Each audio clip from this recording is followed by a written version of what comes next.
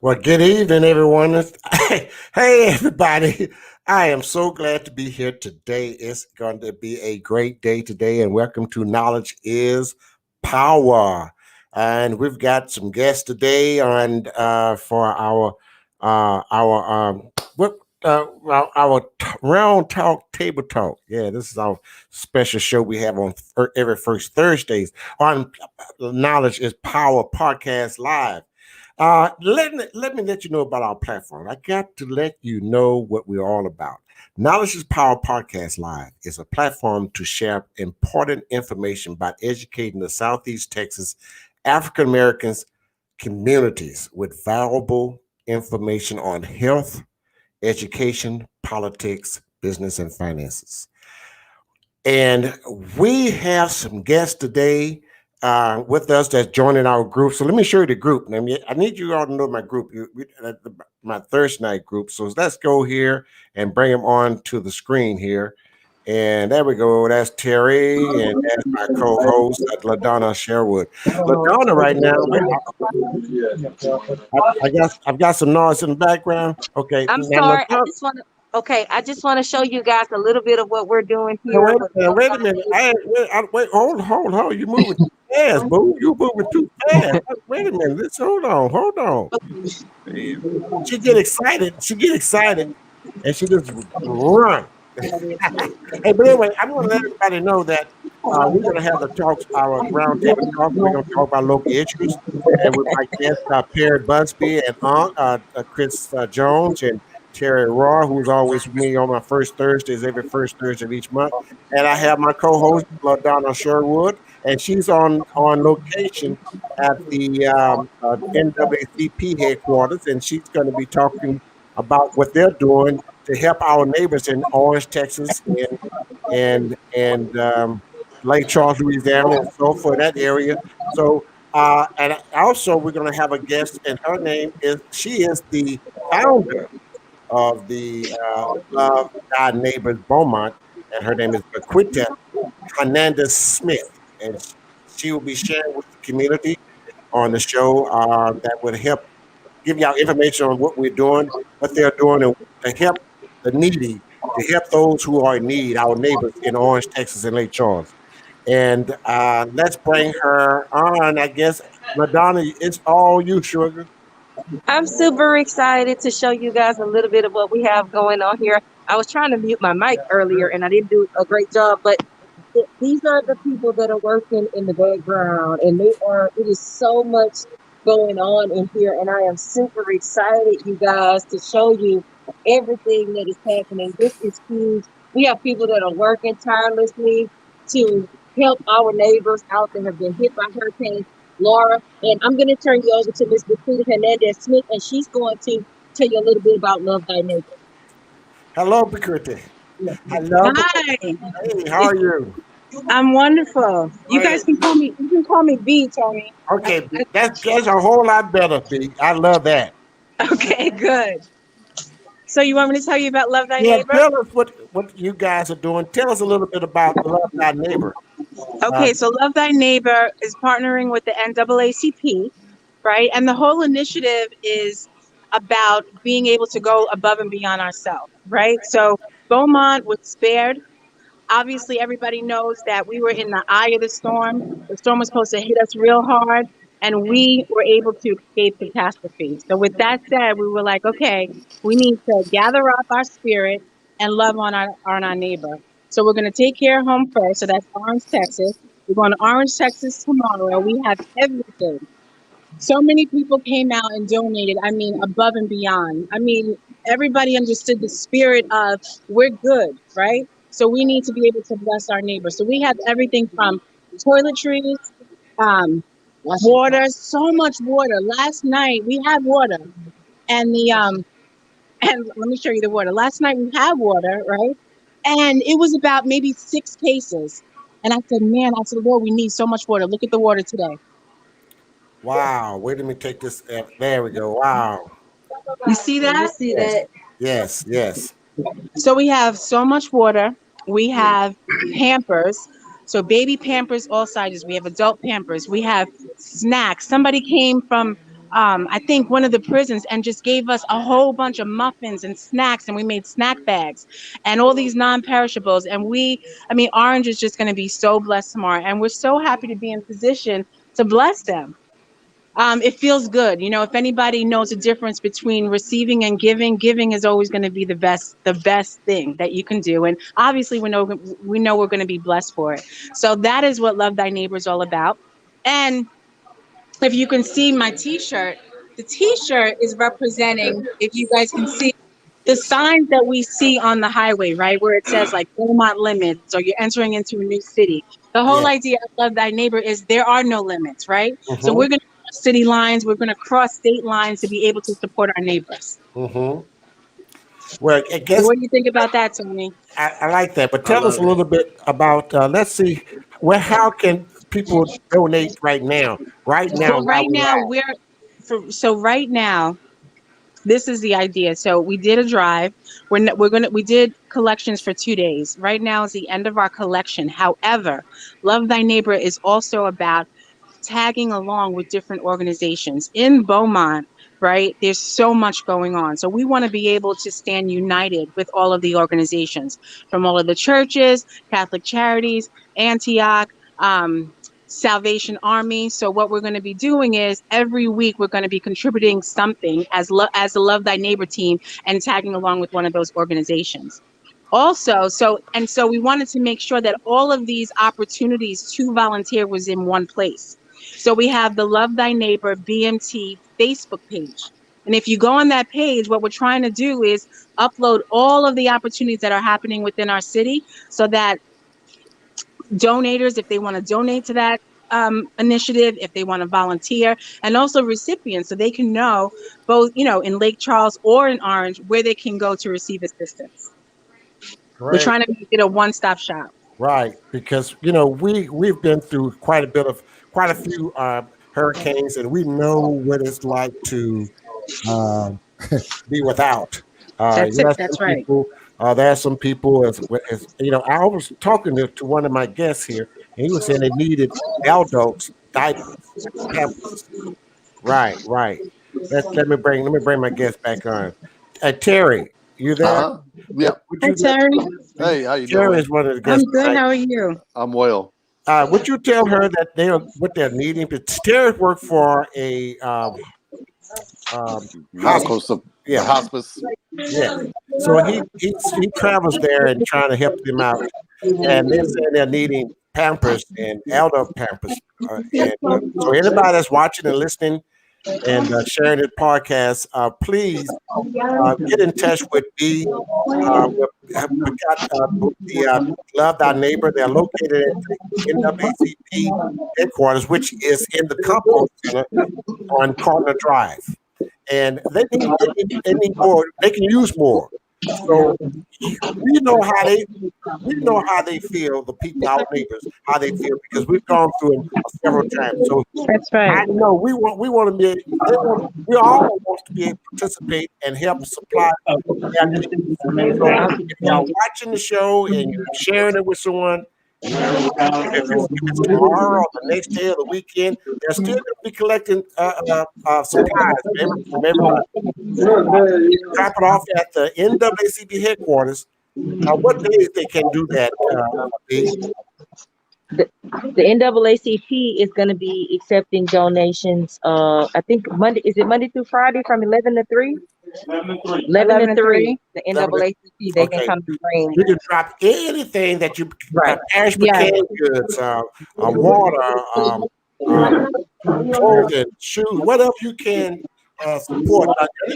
Also monetary. Yes, we're taking monetary donations, and trust that anything that's dropped off, we'll make sure it gets to a place that it's needed. Yes. Now, Beaumont, you know what we've gone through. We've been through Mm. hell. So let's do something for our neighbors now. That's right. All Yeah, because right. what we've been dropping off mostly is like with we supply oxygen and all kind of medical equipment, and we've dropped off at least 500 or 600 bottles of oxygen, which is very much needed. Which nobody can supply, but medical supply companies. But Mm-hmm. like adult diapers, Nobody can supply diabetic supplies. See, and that's the type of things people don't think that people may need, because they lost a lot of that stuff during the storm, especially diabetic Yeah. supplies, oxygen, nebulizers, just anything medical. It's not, you can't just get it at the drop of a hat because you have to go through a lot of, procedures to get it. It's going down. And I don't know. luckily we've been able to supply them with it. So, but it's a lot of need.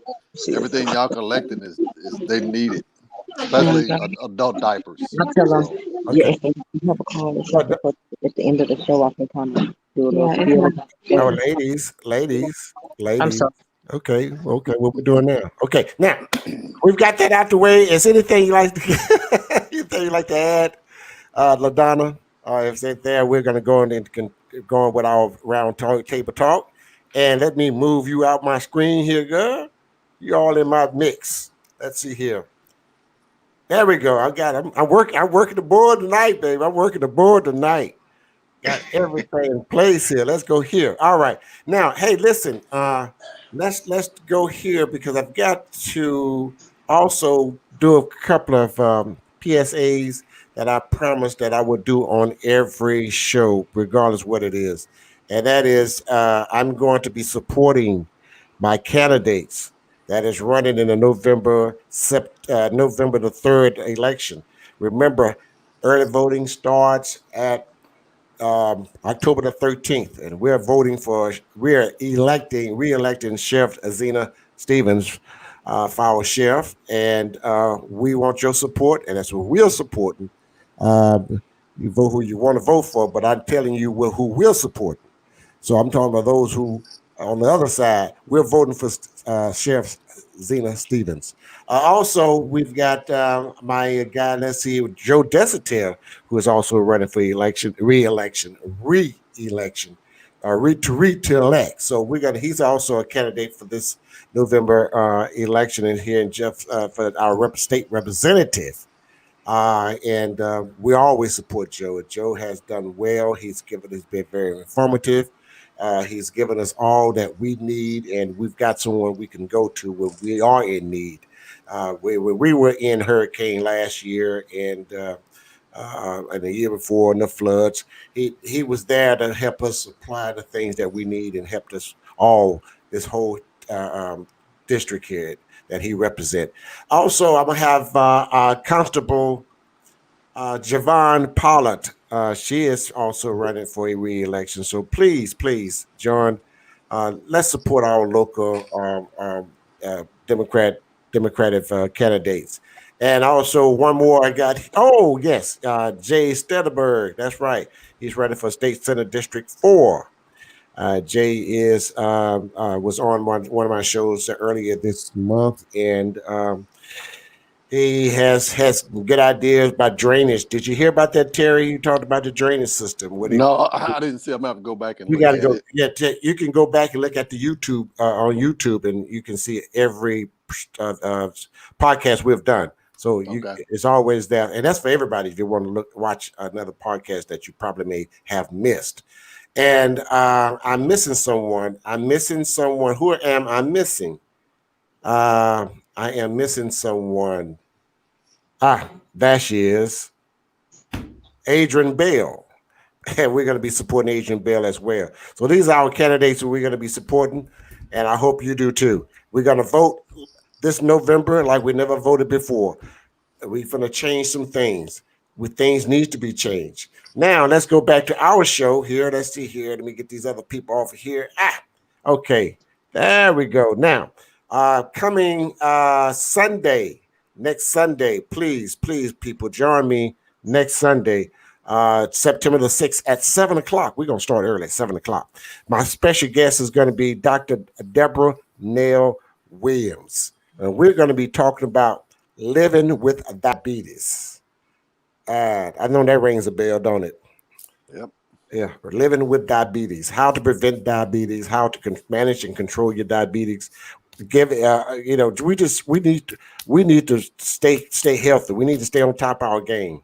So we're going to be talking about diabetes, living with diabetes on Sunday. Please join that show. It's going to be very important, very, very formidable. that you watch that show and listen to it. And if you don't, please go back to our YouTube show channel, and you can find it at Knowledge is Power Podcast on YouTube as well. Now, my guest for the roundtable talk. Hey guys, what's going on? All right, doing What's good. going Oh on? man! Good evening, Wait a minute! fellas. Wait a minute! Good evening. Good to see y'all this There we go. month. There we go. Yes. Queen, it's good to see you this month. Yeah, it's good to see you too. How you be? You know me. You know Oh, me. Man, these Thursdays come pretty fast. Yeah, Yeah, they I'm did, telling didn't you, it's September. they? Man. I'm telling you. I tell you, I mean, I don't know, but I tell you what, 2020 ought to be a curse word. No, Man, man. I don't give a 2020. 2020. Oh, I'm sorry. 2020 is awakening. 2020 been a Big solid. awakening. It's 2020. awakening. You know. We need not forget about Marinette Parkinson, Tony. Did we Oh, break her yes. up? I'm sorry, Marinette Parkinson. She's going to be a write-in for county commissioner in Jefferson awesome. Yeah, County. because that's a big deal. I sent you a text as well of her push card, so you can Oh, have you it. did? Okay.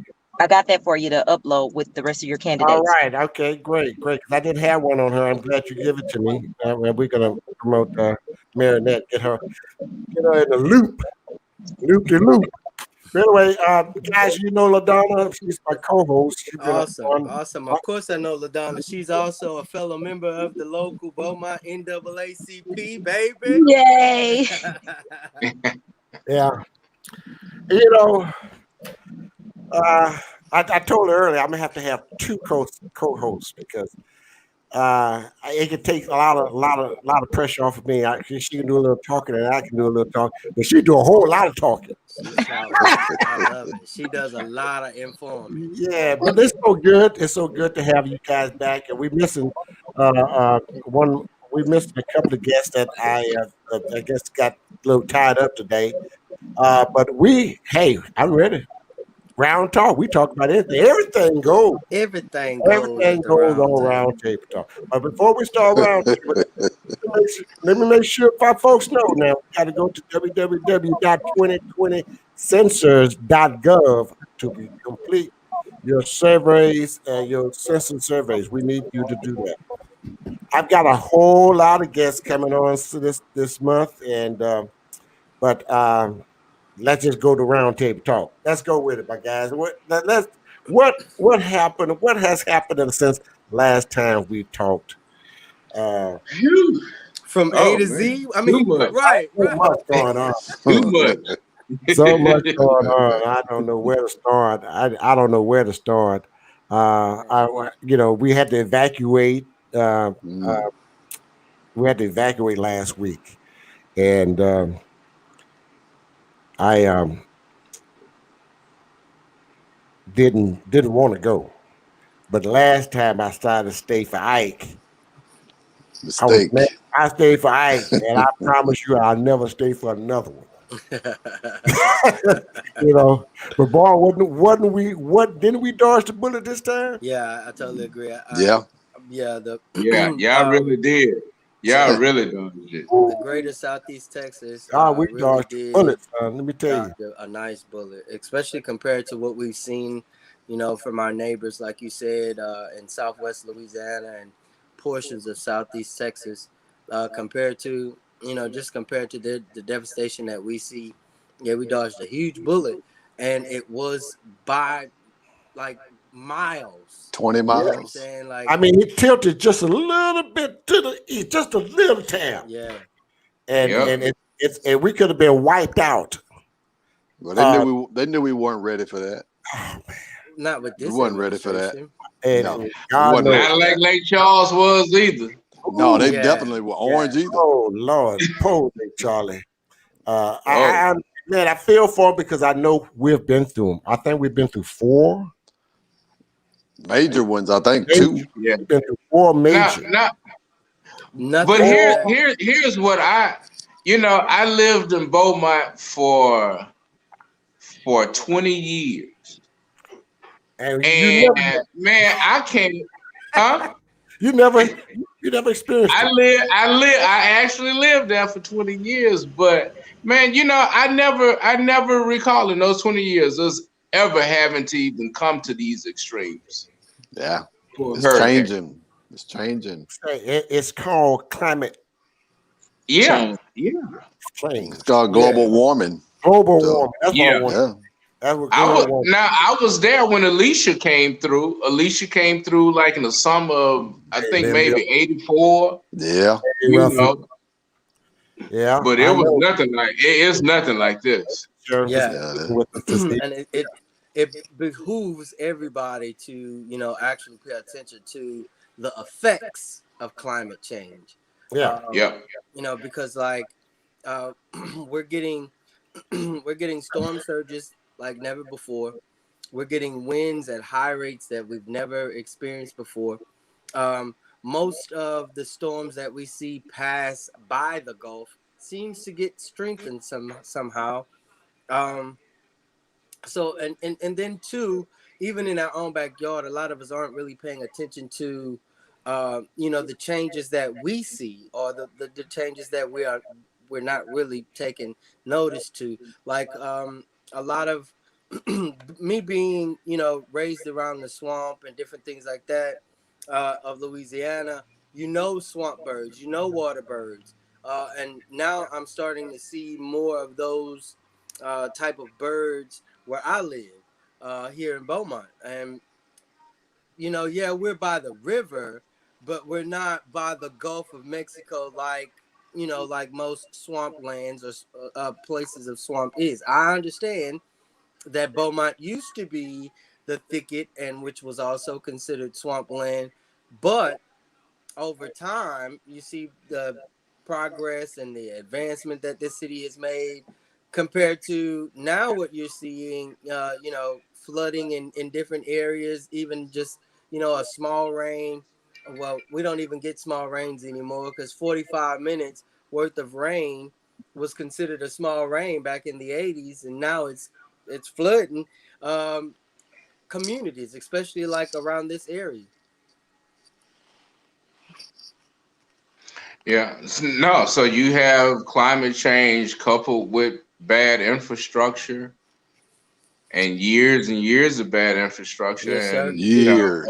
and Beaumont is not unique. Right. No. Yeah. Well, Especially to Beaumont's not problem have a is plan for, a plan in line, or a plan that you've been working on for at least 30 years, where you would be able to, cohabitate with the changes of, the climate, the rising sea level, again, like I say, infiltration of salt water and the land, as well as salt water and fresh water.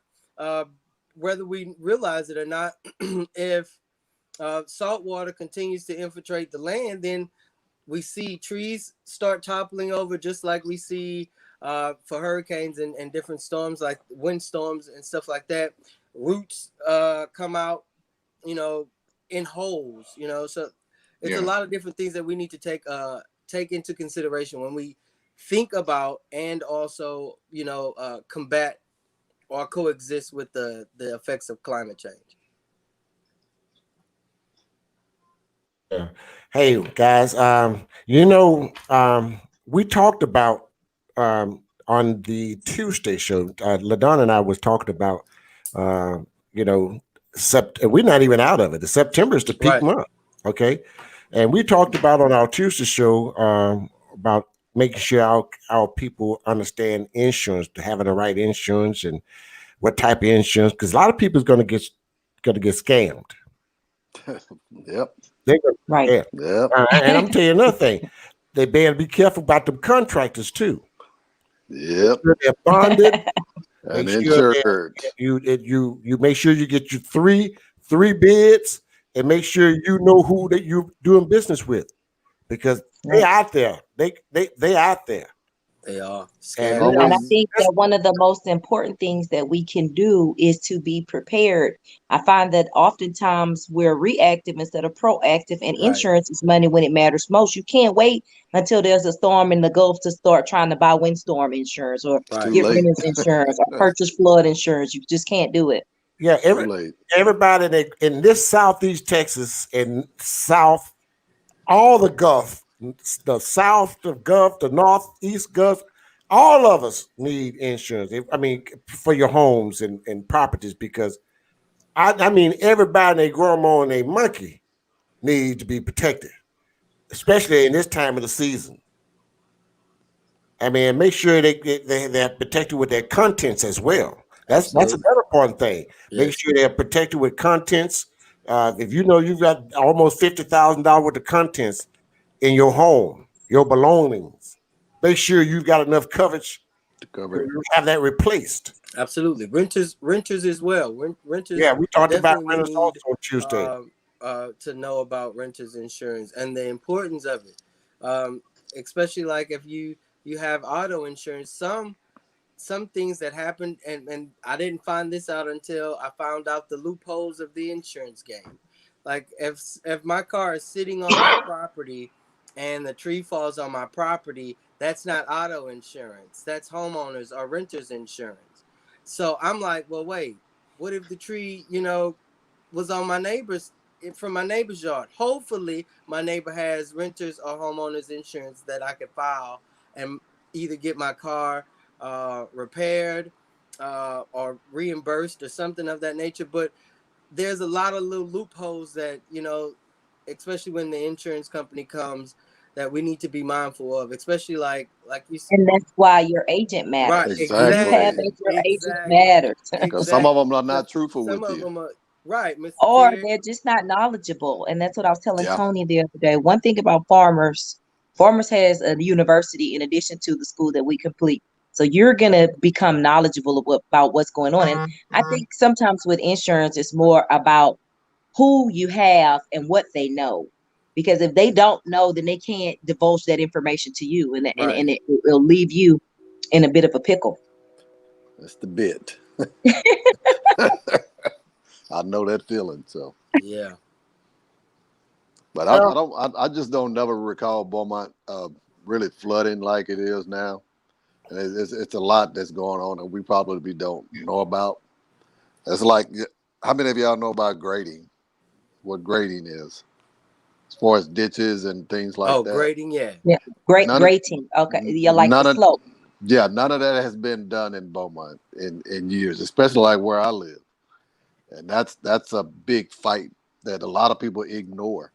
And the longer you ignore it, the more that sediment settles in your ditches and everywhere. And the ditch rises 3 inches every year.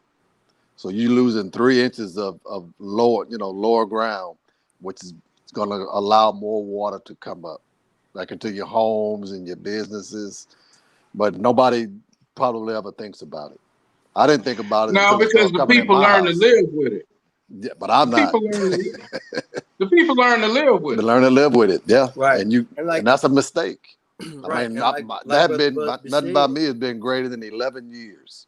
Wow. The ditch next to me hadn't been graded in 11 And years. and just to think, Mr. Terry, if you're dealing with that on a ditch, could Mm. you just imagine what curb and gutter residents are A dealing with, DD6 ditch especially at if you that. live in an area that has high traffic? Whatever they hauling is gonna go eventually down those drains. Yeah. I live in the real South End. Hmm. I have, all types of industry around me, including the Port of Beaumont. Um, and I see trucks of all facets, whether they're carrying dry goods or wet goods, whether it's, steel or, concrete. I see them carry everything, whether it's coming from the water to the street or from the street to the water. But what I guess what baffles me is that, like you said, Mr. Terry, and also to point out what Brother Busby said about the infrastructure. We haven't had a plan to do or deal with the infrastructure issues that we're having, and one of the reasons is because, like I said, the lack of leadership. On the last show, with our city manager not having or putting together a plan to, you know, at least start somewhere. If you're not going to start anywhere, at least start somewhere to alleviate and, you know, sort of kind of start rolling back the hands of time when it comes to our infrastructure. Because like I said, that dust, those rocks, all that's going to wash down into the storm drains. Then we see, you know, storm drains bubbling over, mixing with sewer water and different things like that. So if there's a breakdown somewhere, smoking the lines, testing the lines, different things like that isn't going to resolve the situation until you actually get to work on, you know, finding out real resolve. But we got to blame ourselves for that too, because we let it happen. Like we Mr. sit back Perry and we said, let it happen. You know, it's we've been complacent for so long with these conditions that and most of us feel like, you know, that's normal, and it's not. You know, a lot of us, our living qualities are being questioned. You know, our standards of living is being compromised, and from I've been here for 30 years, so I can say for 30 years Beaumont has been put in a compromising situation, and most people don't feel like they've been compromised. And I'm 30. Well, what's the compromise? What is the compromise? I'm from outside, and I'm glad you said that. So what's the compromise? What they're not giving us nothing. Well, one of the compromises is we allow our city administration. I didn't say the elected. I said the administration. We allow the city administration to dictate to us how they spend and where they spend. That's unethical in every facet. So that's one compromise, especially when we hear our elected then say, well, we're going to spend money equally throughout all wards. That's unethical. And as well as, I mean, like, that doesn't make common sense. It doesn't make common sense. You know, it's like I'll go and fix or build an area for developers to come, but I won't fix where I already have inhabitants. It doesn't make sense to me. Well, and then you said it though, and I would go even further. I would say it's not administration. It is straight up leadership. Yep. It's straight up leadership. I mean, well, I and I asked this question. The other day. If we trying to get the same folk that we had in 2016. It ain't gonna work. If we're doing everything that we did in 2016, then why not? Are we it's the roundtable? Why are we expecting something different? Right. Well, that's the definition of insanity. To do Same the thing same over and thing. It over. is. So it's insanity on the part of people. Yep. For settling. And we have to just admit we got some leaders who don't have character. And I ain't talking about Republicans. I'm talking about Democrats. And I'm talking about us. I'm talking about African Americans. And I'm talking about African Americans in Beaumont. Yes. They don't have character. Right. And it's up to us to remove those people. If you see something and you don't say something, then you part of the problem. So if removal is in order, I always say it's time to cut some heads to roll. Right. We slicing necks. Something's got to give. Right. No matter and who if we boys, it's not personal. You my boy, but this is not the job for you. And we got to tell some folks this ain't the job for you. I don't care how much we like it. Absolutely. I don't care how much we down for Hebert or Charlton Pollard or anybody else. Right. If they're not doing us any good, we need to just say, hey, look, you got to move on. Because they got one individual that goes around and acts like he's putting out fires when you're actually one of the ones that helped start the fire. You starting the fire about talking about, I'm gonna call me, I'll come do it for you. Yeah, you started it. You're the reason it's happening. Of course, you're gonna go run and make everybody like you a savior. You're not a savior, right? Not at all. Right. You part of the problem. So now you want to go run and say, "Oh, yes, I did this. I did." What did you do? Cause the problem to happen? You know, so all that savior stuff, you know, that's crap. In other words, you said he's not the firefighter, he's the arsonist. That's exactly. He's starting the fire, and they're gonna go run like he's the fireman. You know, come on. You know, that's You know just what? I'm going. Let me switch directions on you guys. I know that you can talk about anything on the round table talk, but I got a question. So lately, I've been looking at the news with this police brutality and people that are being taken advantage of. And I recently saw a video where a young man got a bag put over his head and he died with the bag over his head. He was dealing with some mental issues. And I just kind of wonder, where do you guys sit on like the state of racism and things like that? And I mean, is it racism? Because somebody said today there is no systemic racism in the police department. So it's are hate. we It's imagining hate. that, or what's going on? It's a lot of hate in that department. I don't think it's a lot of racism. It's a lot of hate, which is probably the same thing, you know. But it's a lot of hate with each other. I mean, among them. Yeah, I mean, it's a lot of tension there. There's a lot of friction there among themselves. it's like a modern day Well, lynching. I don't think we really do our law enforcement officers justice, because just like if you're in social work or any other occupation where you have to bring that home, eventually you just in that cycle. And I think some of these young guys are unprepared. The fact that they've gone and gotten guys that are directly out of the military, those guys have not decompressed or not gone through any of the evaluation.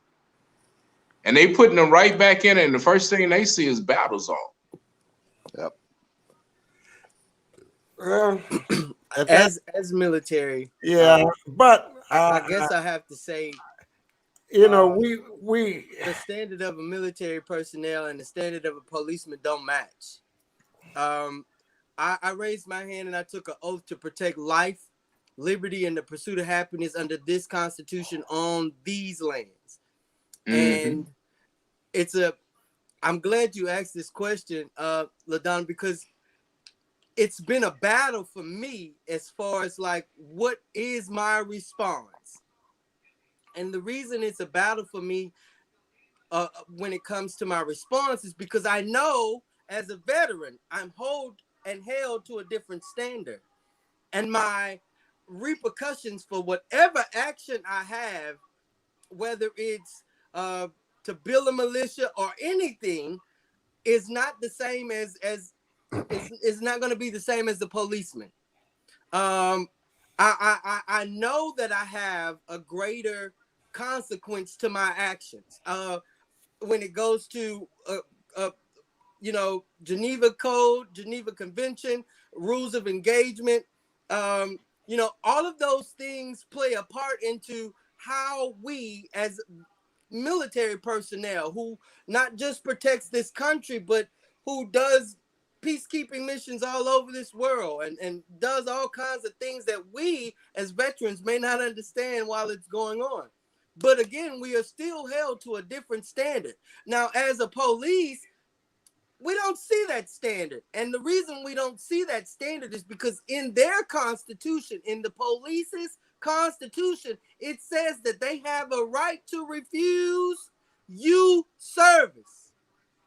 That's not an option for a veteran. So like when I hear people say, they're taking veterans and putting them in the police department, no, they're not taking just veterans and putting them in the police department. They're picking their own and they're putting them in the police department. Let's not forget, people, that we had the same situations and some of the same issues that you see on the streets in our military. We are serving the same country, but my white counterpart does not see me as a friend or friendly. So we can't say that we're just pulling people out of the military, because I believe I served within the greatest military this world has to offer. And the standards of that military is still the same set across the board. But once you, as that individual, go into the police department and you're not held under a standard, you have no consequences, And then if you do, it's on the backs of your police union. No, man, no. One thing has to happen, and three things for sure. We must get out and, as Blacks, African Americans, indigenous people of these lands, however you consider or loop us all in, we have to get out in front of this issue, because we aren't just fighting this issue against white police, we're fighting this against Black police as well. Let's not get it misconstrued. There is, if you pass on Interstate 1045, then it'll show you that it's a fraternal order. Just like if you belong to belong to any Greek organization that's in college, in the college setting or a higher learning setting, it's the same. The standard is the same. The standard has been set, and I follow the standard. If we don't, again, attack these police unions to hold these alleged peacekeeping officers to a totally different standard, change their constitution, hold these elected officials as well as the appointed accountable for what goes on with not just the what goes on under the administration's radar, but what goes on with the interactions of citizens on a daily basis. So, like I said, I'm terrified of my reactions because I know my consequences aren't the same. Right. No, and I appreciate that, and I stand corrected because I didn't want to generalize that. But to your point, yeah, I agree. You know that when I did mention coming out of the military, that was a specific type that comes out of there, and I'm sure. I mean, it's not like they changed their stripes once they came out. You saw them same people inside. Exactly. Wow. Right. And I kind of, my question derives from having family that are police officers. And I just wonder, like, on the one hand, I feel like they're putting their life on the line and they're good guys. But on the next hand, they can take that uniform off. These Black people, I just heard somebody say that systematic racism does not affect policing. And that kind of took me, when I'm looking at the man with a bag on his head, and they put the bag on his head because he's spitting. And okay, he said he had COVID and they didn't want to spit on him. Okay, fine. But he died because they put the bag over his head and held him down. Yes. And I just, in my mind, that's been playing over and over and over again. And since I'm on a panel with Black men, I just wonder, do you guys see it differently than I do? As a family member of police officers, I don't know how I feel about what's happening over and over and over and over and over again. And what should our response be? You know, what is the proper response to these deaths? You know, what is the proper response? How do we as citizens respond to police killing people? I just don't know. I just don't know. Well, I mean, first, I would say that yes, it is systemic, and I've heard, and it is, I've heard people kind of use these words in a nuanced way, and I know you didn't mean it, but I heard a guy say it the other day about systematic. Well, systematic means that it happens just by process, and that's not what we're talking about. We're not talking about systematic racism. We're talking about systemic. That means it's ground up in the root of it. You can't separate it from what it is. Right. It is a racist maneuver. Right. Yep. And so that's why it becomes hard for I was in a diversity meeting last week, and I heard this white guy saying it. I kind of went into it thinking it was going to be white people trying to claim, forgiveness for their whiteness and all that. But it was very enlightening. I heard a guy say, he said, it wasn't until I began to hear people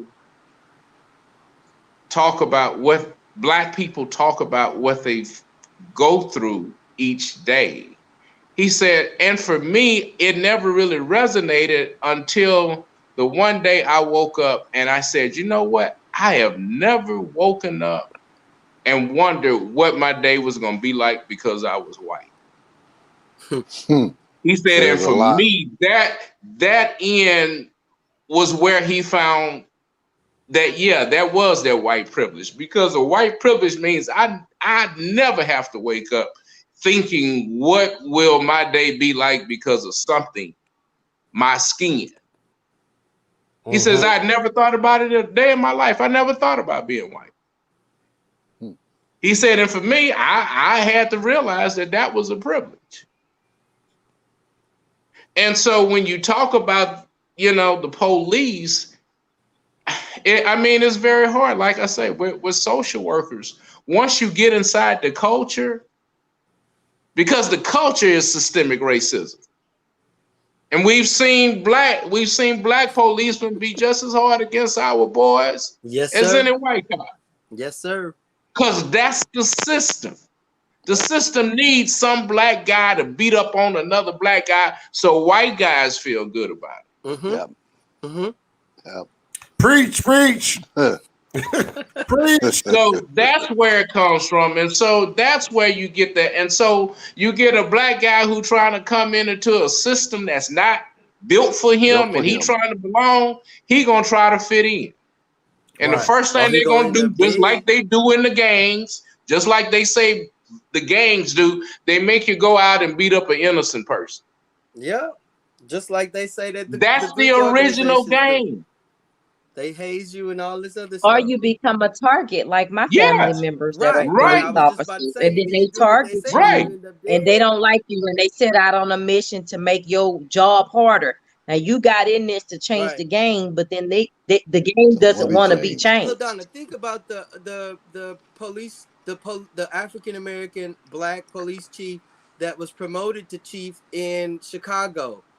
What, maybe 3 days later he killed himself in his office, but there was no full investigation, and they claimed it to be a suicide.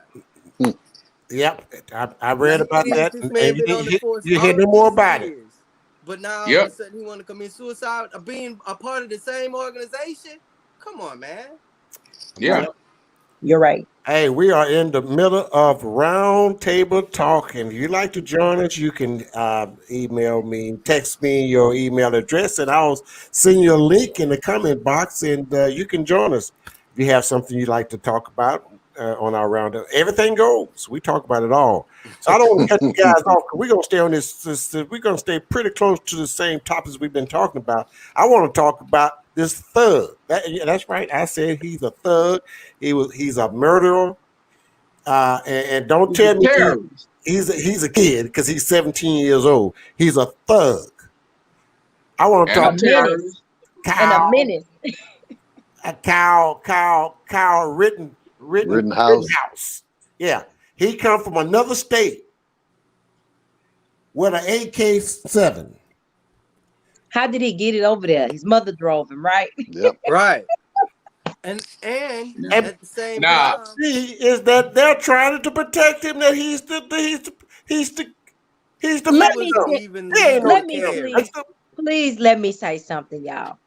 If a black mama took her son and drove him to another state with a gun that big and started killing up people, they would be under jail. He'd be dead. Hey, now we'd be dead before we left the house. Yeah. Man, look, his mama and everything. His mama too. And and now listen to your dumbass president. I said it. He is a flake. He said it. Let me get what I want to say, because I'm fired up now.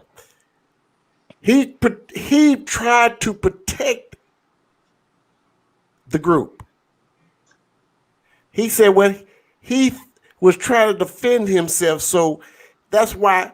But the reason why they was chasing him is because he had already killed someone already, and he was running away from that. And they were trying to stop him to take the rifle from him, and he shot the other two. And he got up and walk by the police. He might get probation. Man, look, Bill Barr came on CNN yesterday and said it's not two justice systems in America. Baby, we watched somebody get killed, shot in the back, paralyzed, shot in the back 7 times while having a knife inside the car, and we watched somebody kill 2 people and get escorted back to his house. No, but here's some hypocrisy about it though. Here's the hypocrisy that Trump did in front of America. Nobody called his ass on.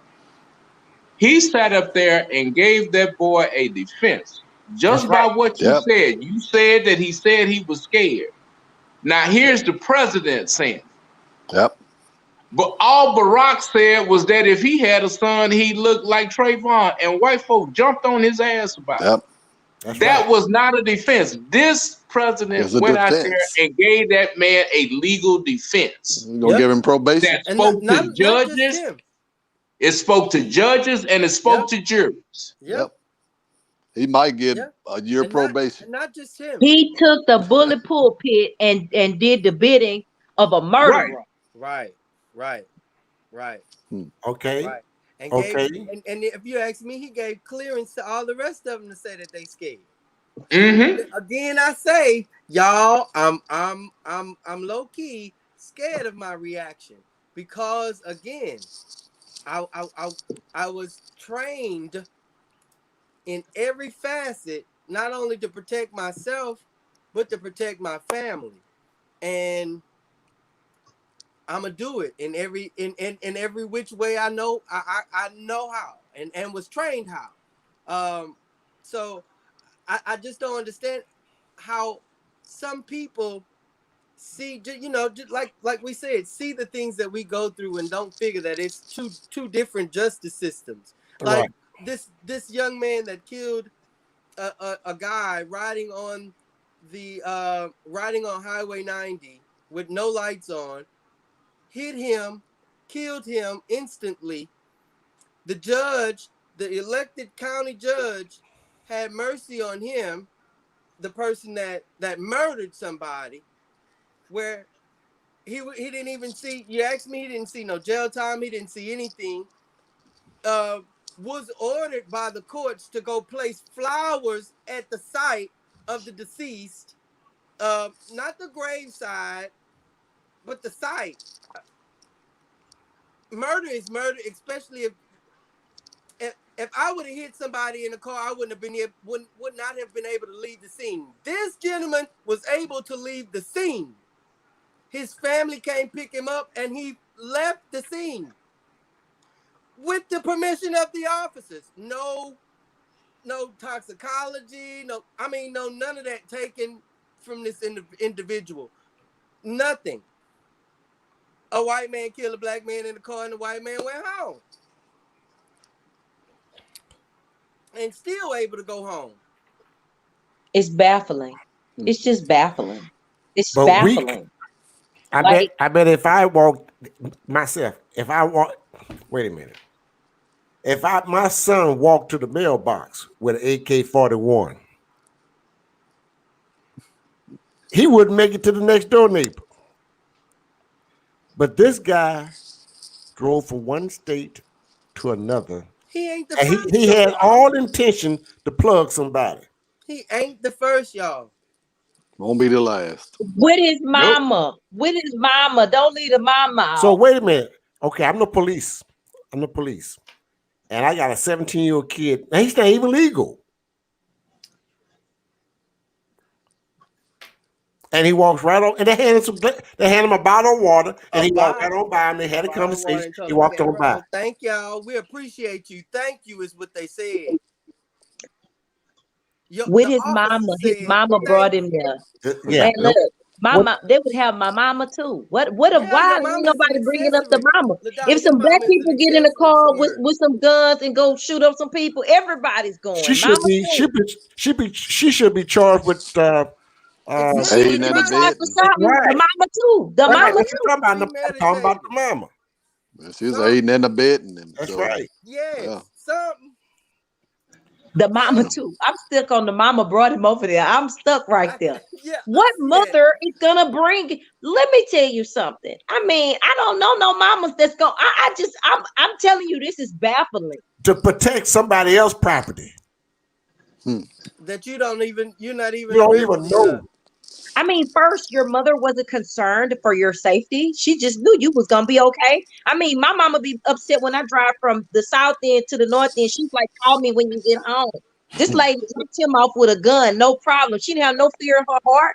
Like, I'm not gonna put my kids in the car and drop them off to a gunfight. I'm just not gonna do it. I'm just not gonna do it. I don't understand. How do they have? They had to have some bold. They bold, right? Like, that's a different level of boldness. I think black people we shrink in violence compared to these people. They put their mama put them with a gun in the car and dropped them out to go shoot some people. Like, I just know my son gonna make it home after this. How does that happen? That's like dropping us off at the skate ring back in the day. Man, that's all we could get was dropped off at the skate ring. And she didn't want to do that. And she didn't want to do that. She might sit in the parking lot while you go in. Now here, take my phone. Well. Okay, so whose children are all these? I ain't blaming the children. What are these parents? Because we know. Yeah. I know I wouldn't have been. I mean, you can't hold an apple accountable for not being quality. Yeah. I mean, you hold that to the tree. Yeah.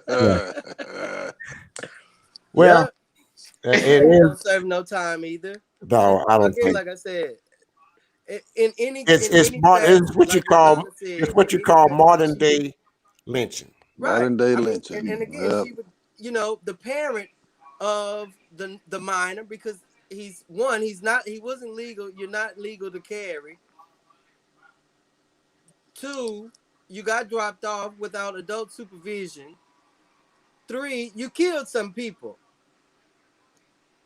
And still made it back home to his mama. And I was just about to say, you were still able to another state. Back to your mama.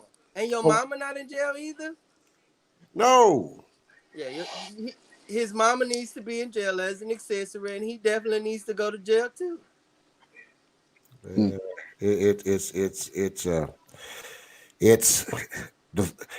had a song back in 1972 about war. It was called "The World Is a Ghetto." Yeah. Hey, we're all living in the world, the ghetto, and it just I just can imagine we'll be going through this in year 2020. It is amazing. It is amazing what we have to live with, and still have to live with. Yeah, I see you, Kevin Jackson. I see your comment that I think mama needs to go to jail for murder warrant. That's true. Yeah. She the hell don't. She the hell don't. If I can just quote the elder Frederick Douglass. Frederick Douglass said, "The measure of government that you allow is the one that you're gonna have." You're gonna have. Yep. It's just that simple. We can get on here and talk about this till our jaws turn blue. But if we're allowing it, I mean, and I'm saying what we saying here and being more proactive, but it's no different than the church person saying, well, I'm gonna pray to God. I'm gonna pray the Lord gonna see us through. Yeah. I mean, and so again, if you're gonna say that, Frederick Douglass said he prayed for 20 years. Said the Lord didn't answer until he found an answer in his knees. But look here, Jerry Ball saying that those kids are raised in the militia. I didn't say it right. Militia. Yes. Militia. So their parents are teaching them the great for the next generation. Yeah. And we around here. And we on our knees, honey. I always say you ought to bash that damn head in and think about heaven later. That's just me.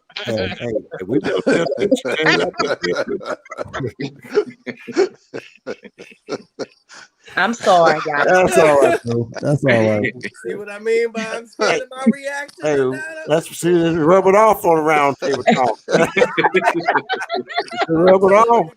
Say what you want to say. Yeah, you can always be Man. forgiven. So I was just about to say, Toby Nguyen said, try Jesus, don't try me. Right. Say it all. Say what you got to say. Like Funky Days used to say, free your mind and your ass will follow. About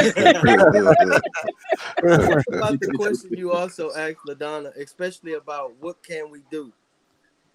I remember one president said this. President Eisenhower said, if we allow the police to create a government within the government, then pretty much what Mr. Perry said, this is what you get. For a long time, even after, Reconstruction and all that, for a long time, even as, things changed, some certain things were intended to stay the same. And like the city of Beaumont. I mean, No. We got some new cats in town. Some heads gonna roll. oh yeah, Man. real soon. Man, I will Yeah, say some this, heads though. gonna roll. I We will getting say involved this. now. Well, we need to be. How is We that should be need? involved. Here's the problem what we've had in Beaumont, and you can take it as it is. Here's the problem we've had in Beaumont right now is that we have a lot of old heads, Old money. and they're on the stage. They don't want to get off the stage. They keep getting put back up there. Yeah, they keep it get back. They want, and it's time to get off the stage. Close the curtain. Get them off the stage. Get the hook and hook them off the stage. Come on, Sam, It's time for a new change. That was my platform last year, year before last, when I ran for city council at large, and that platform was we need a change, and it's the same thing it was 2 years ago. It's the same thing now. Same thing it's been for like 10 years. Yes, ain't nothing changed. What is the biggest thing Beaumont has built in the last 10 years?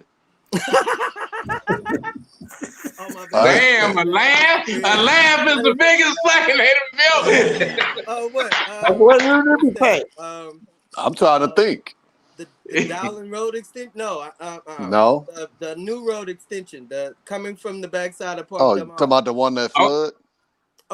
Well, you asked me. I'm still thinking. I'm still thinking too. Okay, because that was just part one. My second thing was, well, what was it to help draw people there? And the answer is no. No, because we're not growing. No, we're not growing. No. And you got to figure out what it's going to take. What it's going to take to grow. And then look, the little food park that they built to say draw people, they shutting that shit down. So that was a waste of money. Well, somebody's listening, and they're listening. Watching. The firefighter. Can you give us maybe the firefighter? The awesomeness is watching, but can you give us? Can you give us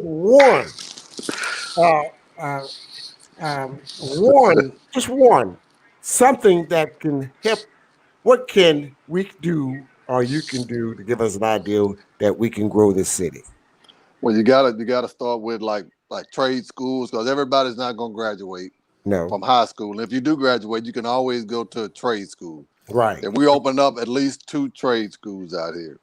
Right. That's a start. I'm not saying you have to go to trade school, but if you give somebody a trade, then you got plants out here. You got all different type of things out here that they can teach you in a trade school. But I don't know if Beaumont have any. Not that I'm aware of. I know a young lady that has one. She has one? Yes, I had. You definitely need more than one. Yeah, and and my suggestion would be to grow Beaumont and improve Beaumont. We have to have activities for the youth and things for young people to do that. I don't think that we're not addressing the boredom. There's nothing for them to do or for them to go to or be a part of. I mean, I try to get my kids to volunteer and things of that nature, but all they have is the skating rink. I think I just don't know what type of activities, things that we can. a lot of people aren't getting. People say they care about kids, but nobody's mentoring kids. Like my son, he was mentored by a guy that was an architect, and now that's what he's doing for a living. But he was able to find somebody to mentor him. But don't have many mentors in Beaumont. Everybody say they love kids, but yeah, most of the mental. Well, you do. You just got mentors that's mentoring in the wrong way. Right. You got mentors. Right. Yeah. You got it. Most of the mentorship programs and the apprenticeship programs are very minuscule, and most of them pick and choose who and what schools and people they would like to attract. Yeah, they will offer it to the community that we live in, but it doesn't necessarily mean that those that look like me are in worse conditions, socioeconomic conditions than I am, will get it. Yeah, the one that offered my son that he didn't look like him. Right. Yeah. No, he didn't look like him. So. Yeah. And to your credit though, being with the NAACP, because I've been I over the years I've been very critical, because when programs have come into our communities, those groups go right to the NAACP, the Urban League, and what you end up finding out. I mean, my son was helped through a program, but he was helped because I had connections. And so what you find out is those groups can not get down to the community any further than most white folk. Right. Yeah. Because they ain't near the hood either. Right. And so I appreciate you. I'm saying in public, I appreciate you for getting back in the NAACP to making it relevant.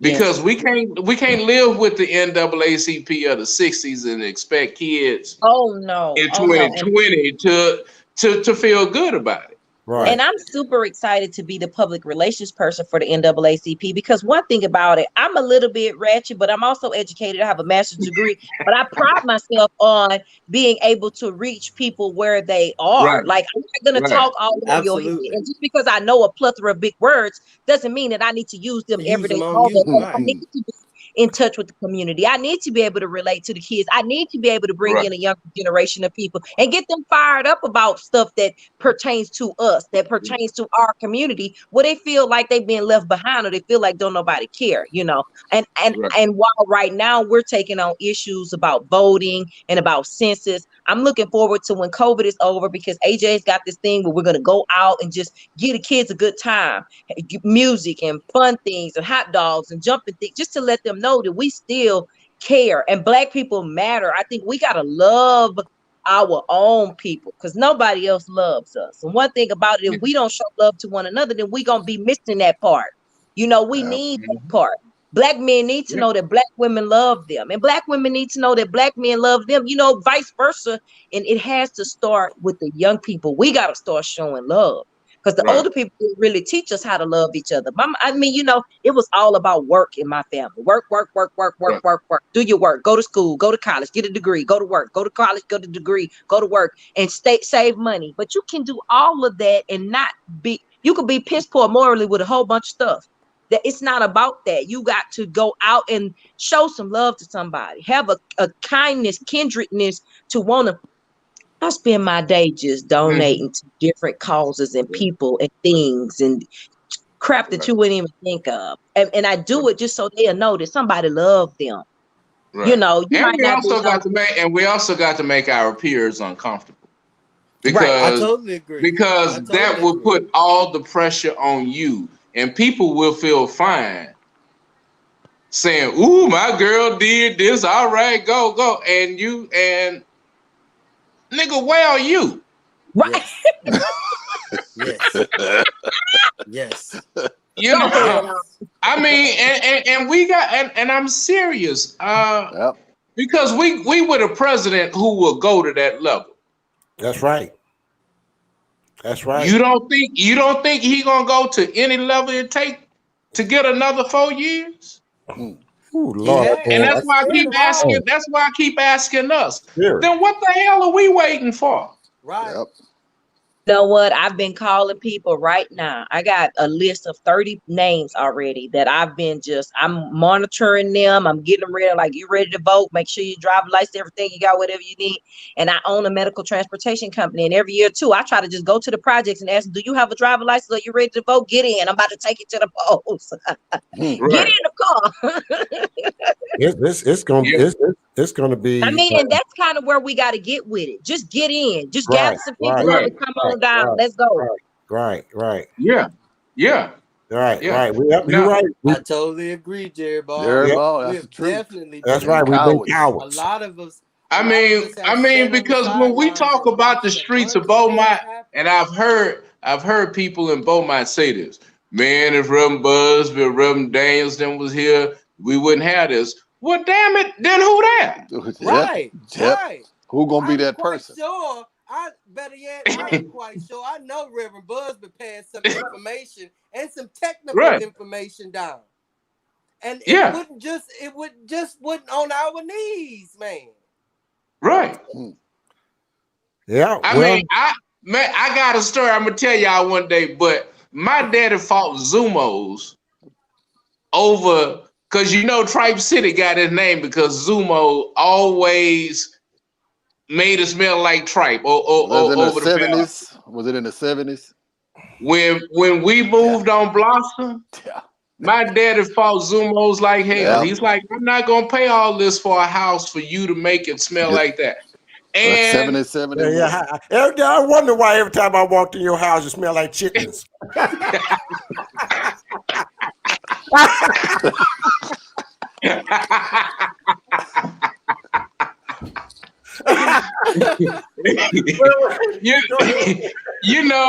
but my dad was adamant about that. He was like, you shouldn't do this to the people who even working for you. Why you got their houses smelling like this nasty swine? Mm-hmm. And again, just because who we are, we took it and we called it Tripe City and said it with pride. Yeah. And here we were living under somebody making our houses stink. Mm-hmm. That had to happen. Was working there because I worked there. So and brought it home. And folk knew my dad. They was like, man, your daddy raising hell over here at Zumos. But he made Zumos change that. Yeah. But back then you talk about you said about Reverend Day, Pastor Busby, all those people that fought back then. They was fighters. We don't have no fighters. We don't have no fighters. But you know what? They didn't go. We don't have nobody to fight. I'm fighting. I'm fighting right here. You know who I think? And then if you fight too much, then you get labeled. I mean, I'm sure I'm sure that. You know who I think the fighters are, and now it's not black men, it's black ladies. Black ladies are they run things, and we just sitting back and I'm not saying we letting y'all, but I'm just saying we sitting back and we just letting it go. Following black men, we just lay back like nothing. And black ladies, I want to say something. I want to say something right there so bad, but I'm on a panel full of men. I'm gonna just keep it to myself. Well, the only thing that I really want to say is the men oftentimes, and oh Lord Jesus, help me, Holy Ghost. It's the truth. What you about to say is the truth. I just feel like the men oftentimes they're mad because you leading out, but you're not leading out. Somebody's got to lead out, and then you get mad because the woman that took the lead. Well, baby, you're supposed to be the head, sweetheart. I have no problem submitting, but I need a mission to sub too, honey. I appreciate them because that's I mean, they don't want nobody to tell them what to do or how to do or when to do or where to do or why to do or this or that or whatever, but you're doing nothing. So it's my job. Exactly. Yeah. When I've been put here to be a helper, baby, I'm trying to pump you up. I'm trying to prep you up, sweetheart. I'm trying to pick you on the ass and get you on out the door. You mad because I'm trying to send you out there. Thank you. Right. You got to get it. You got to get it. Beaumont. That's how a lot of ladies think in Beaumont. That's why they lead in Beaumont. And we just sitting back. Oh, we'll be okay. They'll do it. But you can't do that anymore. I'm not gonna do it. I don't And know not about only anybody that, but else. a And there's woman only is so not the much man. that they can do. With a weaker vessel, please. Can somebody understand? We don't want to Yeah. lead out. I'm Yeah. the Right. weaker They don't vessel. want to. Yeah. They're Sometimes doing it I out of don't want to necessity. be strong. Yeah. Right. Sometimes Exactly. I don't want to do that. I don't want to, and Yeah. I'm forced to do something. Yeah. And then when I do it, I got an attitude or I'm mad. Hell yeah, I'm mad because I shouldn't Yeah. have to do it. This Be is in not this Didn't my have to place in do the goal. it. first place. This is not my part. This is Right. your part, and you stepping back, and I got to step up, and I don't want to do it. But Yeah. shit, and when I do it, then you criticize me. What you want to do? Do you want to Yeah. be the man or do you want to be the woman? Be Because the I mean, I woman. need to know. Yeah. Yeah. Hey, Have Oh, you ever yeah. heard about the bullfrog experiment? They got I'm serious. It's a serious No. thing. They got a colony of female bullfrogs, and in order for that colony to thrive, some of the female bullfrogs morphed and grew Into men. testicles Yeah. into men to help it thrive, because that's just how nature feels about itself. We Yeah. gonna thrive against anything, and we Yeah. will change up. It's Negroes who will get upset. Oh man, look at that bull dyke. Yeah. Nigga, she'll whoop your ass. Yes, sir. 7 days a week and twice on Sunday. Yeah. See what? And probably bringing in more money, More and money than a probably living. bringing in more money. Don't leave that out. I mean, and Right. then it's like, well, you got an attitude all the time. Well, wouldn't you have an attitude too if you had to be me and pretend to be something that you're not You're not. 100% of the time? You wanna Right. lean on somebody and don't have nobody to lean on. Well, Right. you leaning on me, so I know you good. When do I get to lean? Yeah. A lot of men can't build themselves up because they're so busy trying to tear another one down. You know, That's they can't even That's build. absolutely They it. can't why build I their own get- self That's I up get it. high because they want to five build on that one. somebody I else get down. high five on And that that's one. just the it, truth. Fred. How you gonna, you know, you can't be And built here up. we go right back to systemic racism. Yes, sir. Yes, sir. Right back.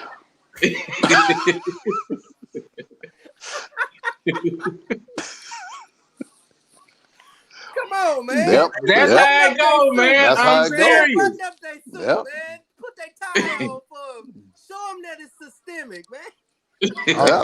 You know, I hope everyone, those are watching and listening, and we're just having we're serious, but we're having a good time doing it. Right. And we're talking about facts. We're talking about things that are real. And we do this every Thursday, every first Thursday of each month. And I sure love to have some more guests to come on and join us on the Roundtable Talk on first Thursday, guys. So if you interested in coming in, and we'll talk about anything, any issues that's going on, we'll talk about it. You're welcome, black, blue, green, pink, purple, whatever. Who are you? Whatever you are. We want you on. You come on and you inbox me and I'll add you to the show. So wow, somebody wrote a big paragraph. Ooh. Yeah, women are fighters. I knew she was coming. Oh, that's Dorothy Senegal. She said we are fighting. Women's are Yes, fighters. indeed, So we are Queen. so Yes, indeed. into ourselves that we won't stand behind those who are fighting. And like the young lady said, when we do try to fight for us, we are labored. That's right. Oh, thank you. Good show, Tony Renfro. Thank you. But listen, we're talking facts. We're talking about real deal, the real deal. And if you don't like it, you can change the channel. But you need to do this. You need to join in these discussions. If you want to have something to say, you can comment it in the comment box, and hey, we'll go at it. And I enjoyed what we're doing because we know we have problems. And like one of our guests, one of our viewers are saying that, and again, he is correct. Black men are complacent and lazy. We're Some of them. Yeah, Yeah, not all of us. Not all of us. Wait a minute now. I'm telling you right now. Wait a minute now. I'm telling you right now. I'm the kingpin. Yeah. there's a lot of I'm them that keeping are it. complacent. I'm You know, 60 years old and I get up every day. That's to right. go to work. That's right. Listen, Yeah. And look, I don't want to bash them too bad. Yeah, I Black love- men, we love Yeah, you. we Yeah, But they got to Not start loving everybody. themselves, though. A lot of black men don't love themselves. So, Yeah, Right. you know, and it takes place. It takes place at home. of our generation, our parents before our parents, and they wasn't taught to. And that's why what would you say, Mr. Perry? Systemic? Yeah. Yeah. Yeah, you're right, Robert. Okay. You're right, Robert Andrews. Not all black men are complacent. Not all black men, no. No, we're not. But what I do find out about we just need a little open door and a little push. That's where that lady come in at. Yeah. We need that open door and push. We need someone to push. A lot of us need someone to push us to do it. I didn't need anybody to push me. I was gung ho to be on top, and I knew that I had and Super T, man, I hate your other guest. My other guest. The one that didn't show up. Oh, the one that didn't show up tonight. Yeah, I'm gonna give him a call or text and find out why it would take him so long.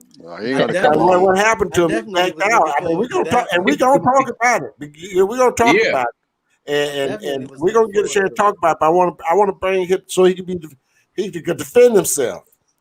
Yeah, I know he's watching. I know he's watching the show. I want to know. He's gonna write an article. He's gonna write an article about it. No, but man, he had an interesting article though, and it went with another conversation. I was talking to a Democratic chairperson out of Houston County, which is in East Texas. He wrote an article talking about Port Arthur and how Beaumont was kind of chasing Port Arthur. But man, it was a startling revelation for me. Do you know in most of the East Texas towns, right now Jefferson County is the only county that is still predominantly run by Democrats, where blacks are close to the majority. But in most of the East Texas counties, blacks have a majority, but they're all run by Republicans. That's right. That's just how much we have. And Beaumont is on the verge next. Yep. That's right. That's right. You change the narrative on it. Talk, because that's Ferguson all over. Ferguson was predominantly African American, but whites was in charge of everything. That's right. I just think that is totally unfortunate. And more importantly than that, how do you sit back and allow something like that to happen? And at the end of the day, if the county or the city, whatever the case may be, is predominantly black and it's run by white people, my question would be do you not have any leaders or people that you trust that you can depend on or count on to run for office? Is there nobody willing to step up and assume that position, or do they do not have the support? They don't garner the respect and support of the black people. They will discredit them all. In some kind of way. Discredit every American leader, especially one that's progressive, regardless to if he's Republican, Democrat, or Independent. If it's an African American leader, male or female, they will discredit them in every facet. It's a crab in a bucket city. You know what we were talking about recently? Black and I know you're right, because it'll be white Republicans and white Democrats. Right. Black people hold black people to a higher standard than they hold white people. Look at Trump.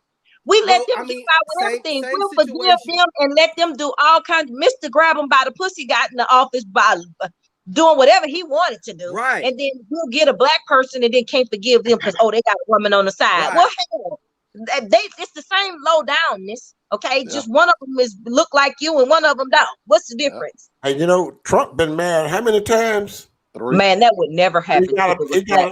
He got how many baby mamas? 3 or 4. 3. Let Obama. And I think that's unfortunate. We need to forgive ourselves, and a lot of times, even like persons like myself that may have a little background, you get afraid to run because you're right. Somebody gonna come and try to bring that up. Like I haven't been healed from that. Okay, whatever that may have been, I'm over that. I'm a better person. A lot. And guess what? We're all imperfect. So the imperfect person is really the one that you want to represent you because they're perfect to represent you. Y'all have a common similarity. Okay, they're giving you hope to be a better person. Yep. Yeah. So put it out there before you get out there. I mean, that's the rule of politics. Listen, put it out. Throw it out there before. Say what you want if anything happens, believe me, I'm gonna lead out with it. I am by no means a saint. But okay, say but what you you want for the saints, came for the sinner. So I'm in that number. Say what you want to. I still think Trump was still behind putting that Access Hollywood tape out there because he knew it was either gonna come out from somewhere else. So let me put it out there. Let me test the market and see what it's gonna be. Right. And once he found out folk was okay with that, he was like, evangelical Christians and all that. The Christians put the Lord on the side and grabbed him by the pussy, went with it. Yeah. Oh, that damn Trump. When you have a government that you will allow, that's the exact same government. That's what you're gonna get. So if you gotta grab them by the pussy, government, don't holler when your pussy get grabbed.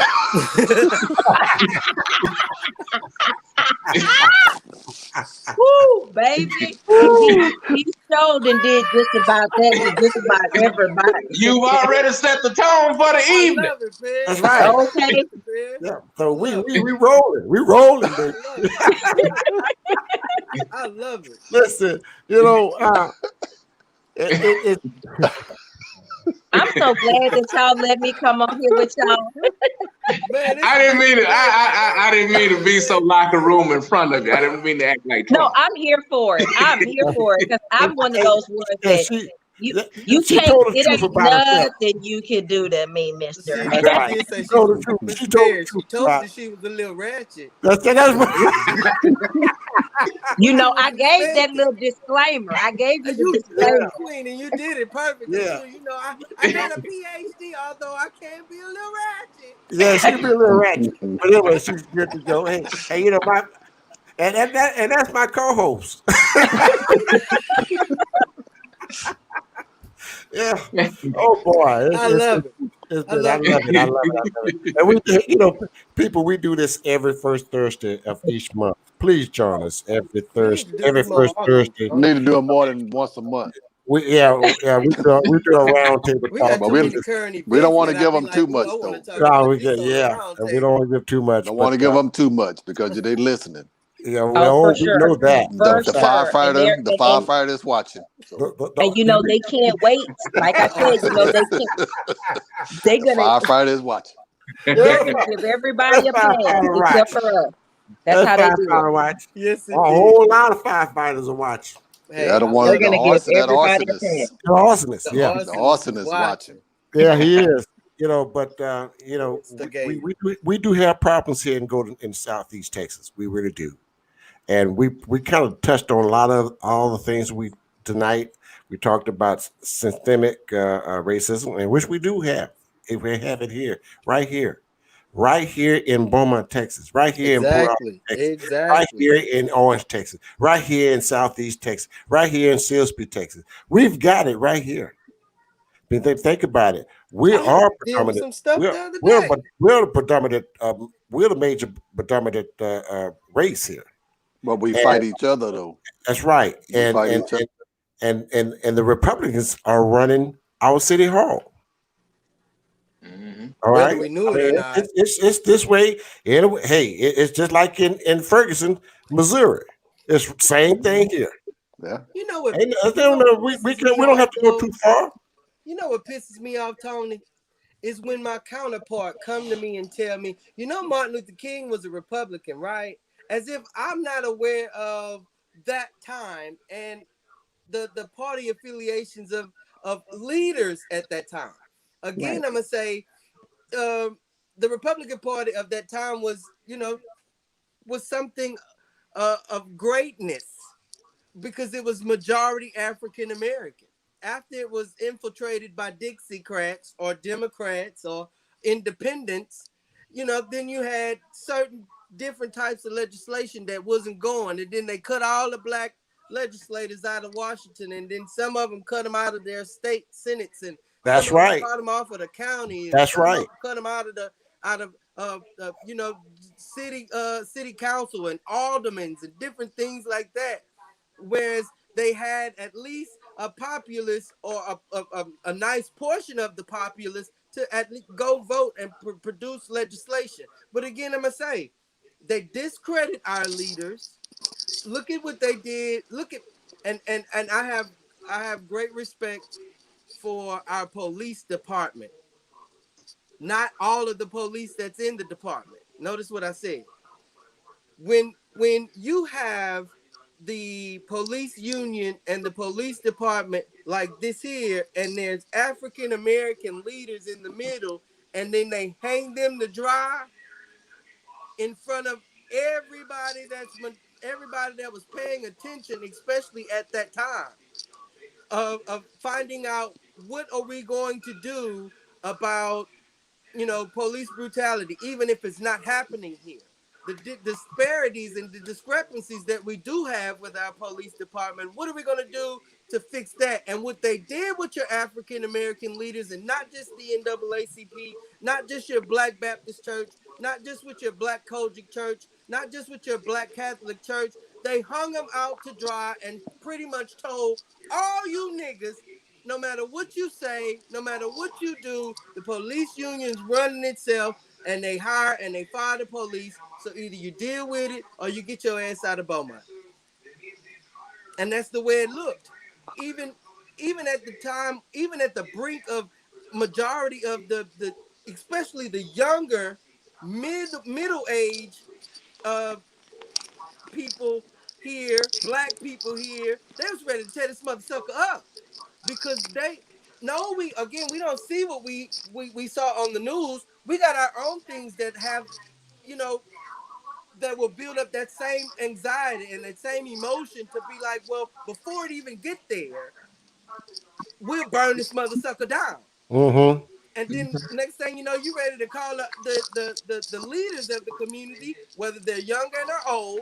You call in the leaders of the community. Hey, corral your niggas, because we don't know what else to do with them. They're not listening to us, and this and that. And they still hung the majority of your African American leaders that is going to stand up and be public and be heard. They hung them out to dry, and especially when they put out their note, or the police union put out their note and was like, oh, that we stand behind this. But at the same time, you're in talks. You got the police chief in talks with majority of African American community leaders, and it looked like you were really trying to sabotage all those Black leaders all at the same time.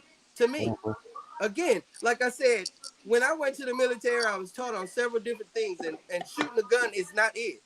That wasn't the only thing. It's called recon and counter reconnaissance. That's for me to find out how you're going to attack me, and to me counter attack your attack.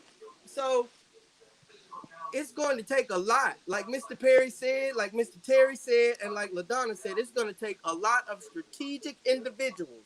And I'm not looking for all of us.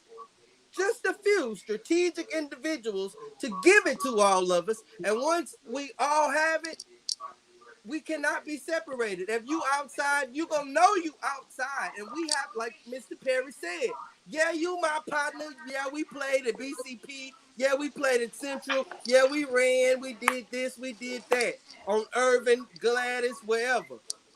But this is something totally different. This is the survival, not of just myself, but my community and the people that just so happen to look like me. Mm-hmm.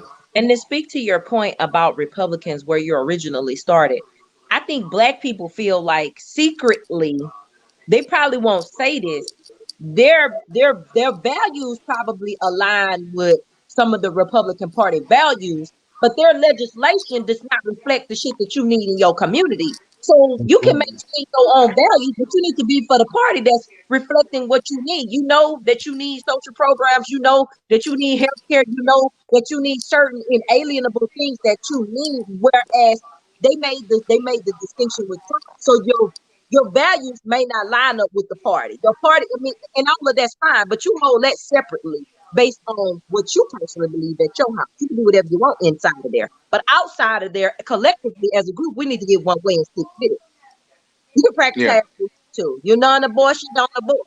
You none this and none that, then this and that and all of that. Do that. I mean, and I think we need to make it plain, because I think some people look to the Republican Party for moral standards and different things. That's why a lady came on my post and she was like, God is against abortions. And so we got into this big old thing about God being against abortions. I'm like, lady, but you got Mr. Grab him by the pussy in office. So he's against abortions, but he's still grabbing by the pussy. And I hate to keep going back to that, but Trump lost me that day. That was it for me. Okay, when I heard the tape, I mean, it resonated in my mind and I can't get rid of it. And then when you throw that back at people that support Trump, then they're looking at you like, well, Trump has done a lot for the Black community. Tell me one thing he's done is wrong. Like, I think they get so hung up on maybe one part that they can't. Black people really voted for Trump and really do believe that there are Republicans in their heart, and they really believe that. And I think it's time for us to kind of, we need to get out and explain to people what these parties represent. Like, I don't think that people can make the distinction. It's not knowledgeable about politics and about politicians and about it. We're kind of losing it now, Donna. You got a major issue as far as what people think they represent versus what they really are supporting. Yeah. No, and it's really, I mean, to really be radical about this idea, it's really within our best interest that we get the best of Republicans. I had a discussion with a lady, a Republican who's running for Congress up here. That's all. I'm a Democrat. You know, I haven't voted for Democrats all my life. Right. I voted for people who I thought had good vision. Right. And so understand that when we don't have a Republican Party that at least gives us an option, it doesn't, I'm sorry, it doesn't make me feel good about being a Democrat, because that means I'm kind of forced to eat what my mama cooked. And, you know, and it's okay if your mama cook good, but if your mama's skeptical, you know, you don't like liver, but that's your mama's favorite meal, you're going to be messed up. Yeah. Right. Right. And that's really what we end up getting, because, you know, I mean, you know, yeah, I can understand Black folk being skeptical about what's happening. Okay, yeah, we got Kamala on the ticket, but is that enough to just keep Negroes at ease, you know? And why did they really do that? Yeah. You know, and so we all have to be a little nuanced in this game. And we gotta have a seat at the table. Yeah. I mean, and Joe wasn't my choice, but he was a choice well before Trump. Right. Oh yes. Yeah. Right. Yeah. Right. Yeah. I want to make sure that we have not just one seat at the table. We want quite a few seats at the table. Absolutely. What is for us? We're not selling our vote. We want to know.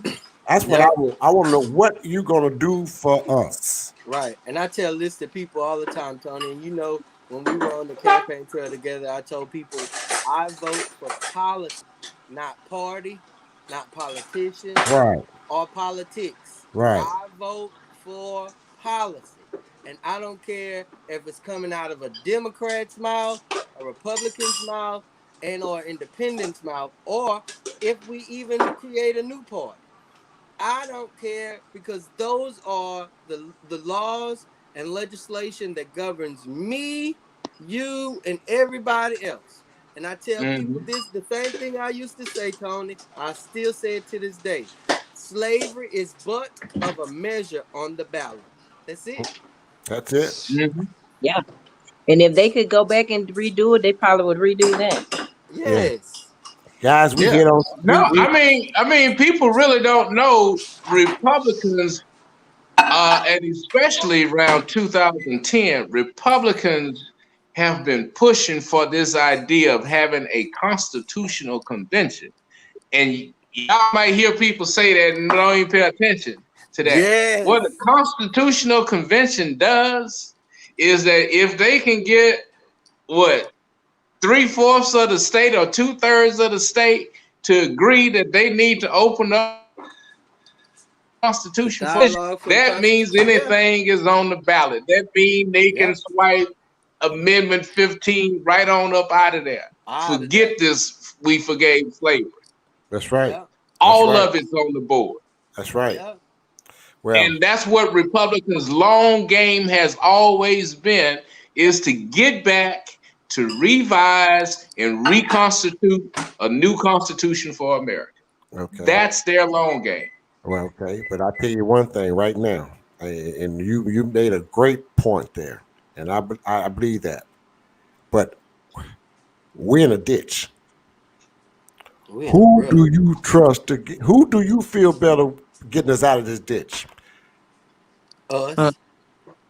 We in the ditch. Mm-hmm.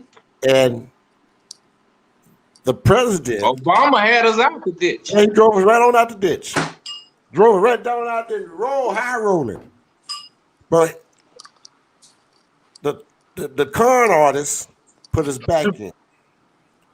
And the con artist bankrupt for 5 times. And he's about to have us bankrupt, the country bankrupt. The United States is going to be bankrupt. I think we were too easily conned, though. And wait a minute. Let me say that before I lose my train of thought on this. You or we don't know, or they don't know how much he has sold this country out. Once we get a new president, once he's gone, it's gonna take it's gonna take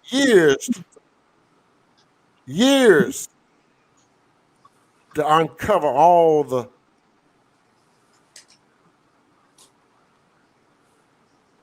secrets, the crime that he's done. The secrets. He sold the country out. How can the underhanded trickery? How you talk to Putin and you didn't ask him about the military being assassinated by the what's the people name? I know what you're talking about. He never mentioned it. The Russians took out bounty.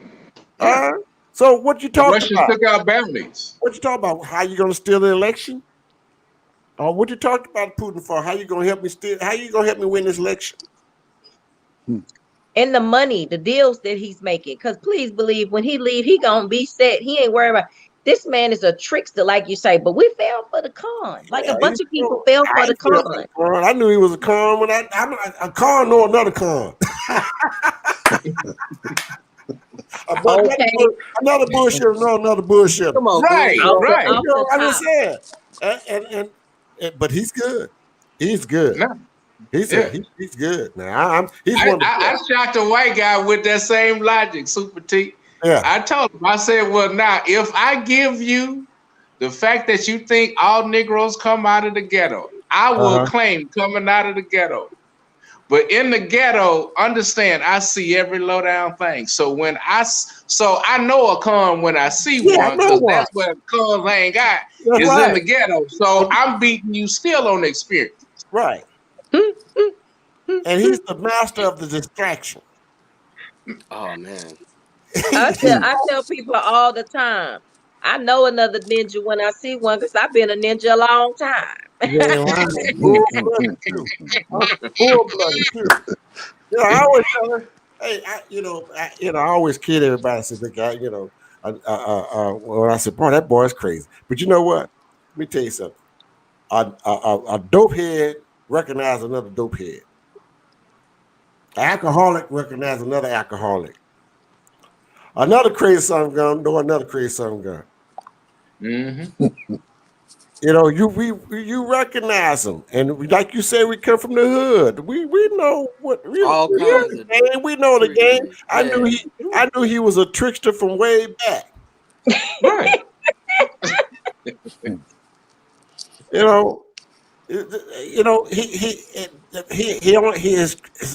His vocabulary is limited. It's increasingly limited to say he went to an Ivy League school. I don't understand it. I don't believe he fought his way through that. Everything is going to be great. It's going to be the best. We're going to have the biggest. We're going to have the baddest. We're going to. Everything is great, the best, the biggest, and the baddest. And we're going to do like never before. And we're getting there. We're getting there. Yeah. But to that point, do want to do a plug.